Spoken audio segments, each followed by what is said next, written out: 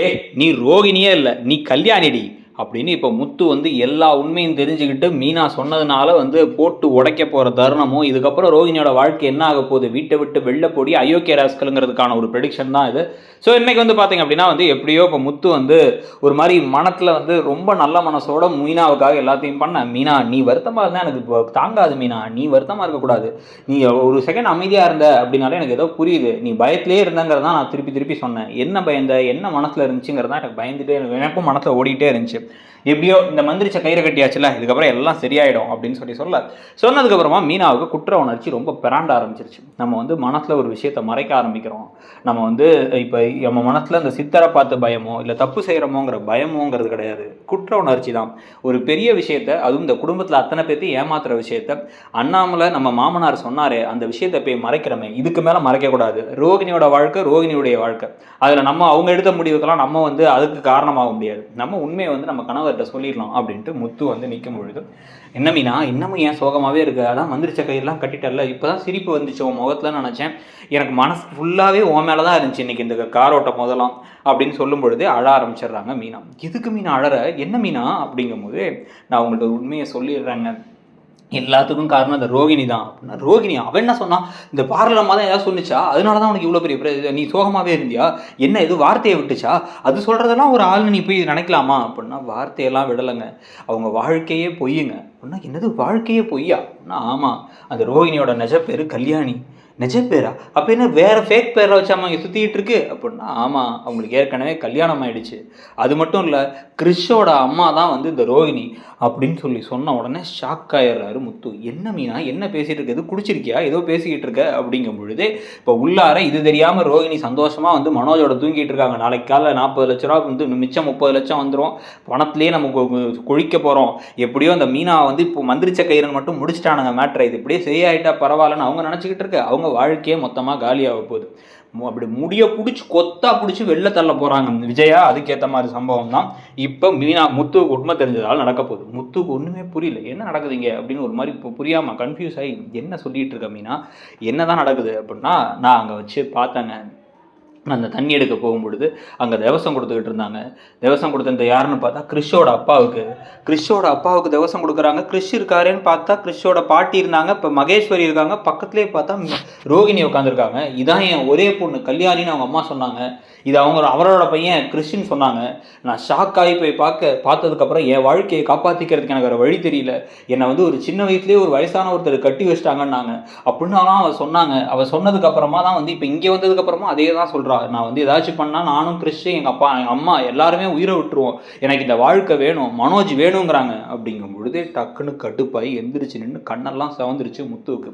இதை இப்படிலாம் விட முடியாது மீனா, இதை இப்படிலாம் விடவே முடியாது, அவள் சொல்கிறது எல்லாமே உண்மையாக இருந்துச்சு அப்படின்னா, தான் பிள்ளைக்காக தான் வந்து தனக்கு வந்து இது எல்லாமே பண்ணிகிட்டு இருக்கா, இத்தனை பொய்யும் சொல்லிகிட்டு இருக்கா அப்படிங்கிறது உண்மைனா, அந்த பிள்ளையை எங்கள் அம்மா போட்டு அவமானப்படுத்தும் போது ஒரு நாள் கூட வாயை திறந்து பேசவே இல்லை.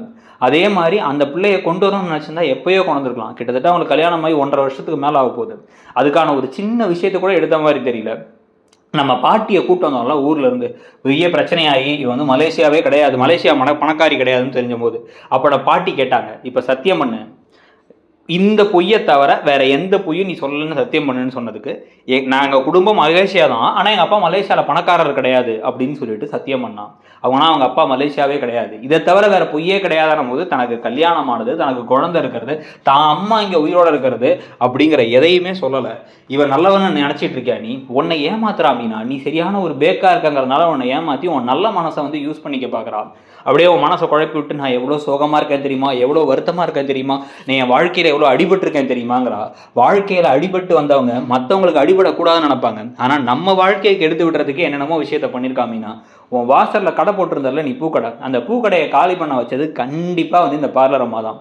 இது தவிர எத்தனையோ இடத்துல என்னையும் ஒன்னையும் போட்டு கொடுக்கறது, நம்மளை கஷ்டப்படுத்துறதுக்கு ட்ரை பண்ணுறது, நம்மளை அவமானப்படுத்துறதுக்கு ட்ரை பண்ணுறது, உங்கள் அம்மா அப்பாவை அவமானப்படுத்துறது, உங்கள் அம்மாவையும் உன் குடும்பத்தையும் அவமானப்படுத்துறது, உங்கள் அம்மா கிட்ட வந்து எதுக்கு அதெல்லாம் அவங்க என்கிட்ட கேட்குறாங்க, என் குடும்ப மேட்டர்லாம் அவங்கள்ட்ட போய் சொல்லாதீங்க அப்படின்னு எவ்வளோ திமிராக பேசியிருக்காவ. கிறிஷை வந்து நம்ம தத்து எடுத்துக்கலாங்கும் போது சரி, ஒரு நல்ல மனசோடு இருந்தால் என்ன பண்ணியிருக்கணும், கிறிஷை வந்து வீட்டில் இங்கே இருக்கட்டும், நம்ம புள்ள அட்லீஸ்ட் நம்ம கண்ணு முன்னாடி இருக்கானாச்சும் நினைக்கணும்ல, ஒரு நல்ல அம்மா அப்படி நினைப்பாங்கல்ல, அந்த மாதிரி கூட அவன் நினைக்காம அதுக்கப்புறமும் வந்து பார்த்தோன்னா உன்னை கஷ்டப்படுத்துகிற மாதிரி நம்மளை அந்த கிருஷ்ண ஜெயந்தி அன்னைக்கு எல்லாரும் இருக்கும் பொழுது அவமானப்படுத்திட்டு அவங்க அம்மா போனாங்க. அவங்க அம்மா அப்படி பேசுகிற ஆளே கிடையாது. அப்போ இவ தான் பேச வச்சிருக்கா, என்ன ரவுடின்னு சொன்னது. அதே மாதிரி கிறிஷ் வந்து ஜெயிலில் போட போகிற நிலமை, நம்ம போய் காலில் விழுந்து கிடந்தோம், இவ கண்டுக்கவே இல்லை. இந்த ஊர்லேயே இருந்துக்கிட்டு துபாயில் இருந்தாங்க நம்ம நினச்சிக்கிட்டு இருந்தோம், இதெல்லாம் ஒரு அம்மா நீ நினச்சிக்கிட்டு இருக்கியா அப்படின்ட்டு இருக்கும் போதே, இல்லைங்க அவள் சொல்கிறதெல்லாம் பார்த்தா பாவமாக இருக்குது, உண்மை தெரியறா இருந்தால் யார் மூலமாகவே தெரிஞ்சுட்டு போட்டோம், நான் என் மூலமாக தெரிய வேணாம்னு எனக்கு தோணுச்சு அப்படிங்கும் பொழுது, இந்த பாரு மீனா, ஒரு நாள் 2 நாள் நீ சொல்லாமல் விட்ட அப்படிங்கிற வரைக்கும் சரி, நீ யோசிச்சுக்கிட்டு இருந்த, குழம்பி போயிருந்தான்னு வச்சுக்கலாம். கொஞ்ச நாள் ஆயிடுச்சுன்னா, 1 வாரம் ஆயிடுச்சு, 10 நாள் ஆயிடுச்சுன்னா நீயும் அவள் குற்றத்துக்கு உடந்தே ஆயிடுவ. அவள் கூட சேர்ந்து நீ மறைச்ச மாதிரி ஆகிடும், அவளை வந்து காப்பாற்றுற மாதிரி ஆகிடும்.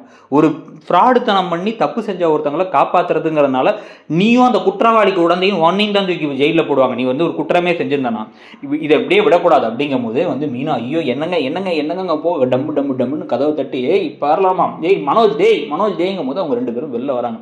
மனோஜ் தூங்கும் போது கூட கோட் ஷூட் போட்டு தூங்குற மாதிரி தூங்கிட்டு இருந்தவர் வெளில வந்து, என்னடா அப்படின்னு வந்து நிற்க, இந்த பக்கம் வந்து அப்படியே ஒரு மாதிரி ரோகிணிக்கு ஒரு மாதிரி பதபதப்பாகுது. இந்த சமயத்தையே அவர் போய் அடுத்து இவங்க வெளில வரும்பொழுதே அந்த பக்கம் போய் இன்னொரு கதவை 2 கதவை தட்டையும் தட்டுறார், அண்ணாமலை கதவையும். அப்பா அப்பா அப்படிங்கும் போதே அண்ணாமலையும் விஜயா வெளில வராங்க. இந்த பக்கம் ரவியும் ஸ்ருதியும் வெளில வராங்க. வெளில வரும்பொழுதே ரோகிணிக்கு புரிஞ்சிருச்சு ஏதோ ஒரு இடி விரவ போகுது அப்படின்ட்டு. என்ன முத்து நைட் நேரத்தை இது பண்ணுறீங்க, எதாக இருந்தாலும் காலையில் பேசிக்கலாம் அப்படிங்க. ஏய் நீ வாய மூடு பாடுறமா அப்படிங்கும்போது, என்னடா ஏய் அவன் அண்ணி எப்படி இப்படி பேசலாம் அப்படின்னு இந்த பக்கம் அண்ணாமலை பேச, பாருங்கங்க இவன் ரோகிணிகிட்ட போய் எப்படி பேசுகிறான்னு அப்படிங்கும் போதே, மா நான் பேசுறதெல்லாம் இருக்கட்டும், உண்மை தெரிஞ்ச அப்புறம் நீங்கள் எப்படி பேசுகிறீங்கன்னு பார்க்கலாம் அப்படிங்கும்போது, டக்குன்னு ஒன்று என்னடா உண்மை, என்னடா உளறிக்கிட்டு இருக்க அர்த்தராத்திரில் அப்படின்னு இந்த பக்கம் மனோஜ் பேச, முத்து என்னன்னு சொல்லுங்க அப்படின்னு ரவியும் ஸ்ருதியும் கேட்க, அப்படிங்கும் போதே வந்து டக்குன்னு அப்படி திரும்பி, மீனா ஏன் அமைதியாக இருந்தான்னு எனக்கு புரிஞ்சிருச்சு அப்படிங்க. இதைத்தான் நான் காலையும் சொன்னேன், சொல்லிட்டு சித்தர் மாதிரி கயிறுன்னா கயிறை தான் கட்டியிருக்காள் அவள் கையில், அப்புறம் என்ன அப்படின்னு விஜயா பேச, அது உண்மை கிடையாதுமா, அவள் ஒரு உண்மையை மறைச்சிட்டு இருந்திருக்கா, அதுதான் உண்மை அப்படிங்க. என்ன உண்மை அப்படின்னா வந்து வேற ஒன்றும் கிடையாது, உங்களுடைய ஃபேவரட் மருமகள் யார், பாரரம்மா தானே.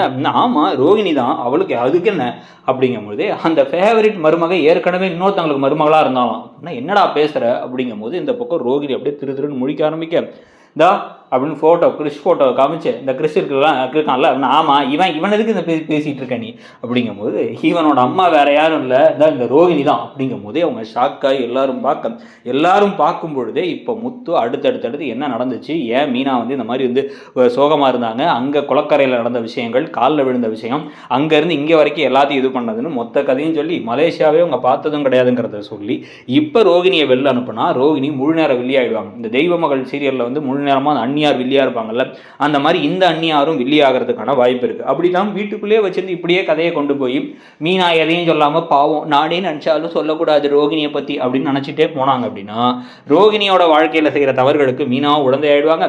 பார்க்குற நமக்கும் கடுப்பா, எம்மா சாமி நீங்க ஒன்றும் சொல்லவே வேணாம் விடுங்க அப்படின்னு நமக்கே ஆயிடும். உங்களுக்கு அந்த மாதிரி தோண ஆரம்பிக்குதா, இந்த கதையில இப்போவாச்சும் உண்மையை சொன்னா கரெக்டா இருக்குமா, இல்லை இன்னைக்கு கடைசியா மீனா முத்துக்கிட்ட உண்மையை சொல்கிற மாதிரி காமிச்சாங்களா, அது கற்பனையாக இருக்கும்னு நினைக்கிறீங்களாங்கிறத சொல்லிட்டு, மறக்காம இடம்பொருள் சேனலையும் சப்ஸ்கிரைப் பண்ணிக்கோங்க. நம்ம ப்ரொடிக்ஷனை பற்றியும் நம்மளுடைய கதையில் நம்ம சொன்ன விஷயங்களை பற்றியும் உடைய கருத்து என்னங்கிறத சொல்லுங்கள். தேங்க்யூ.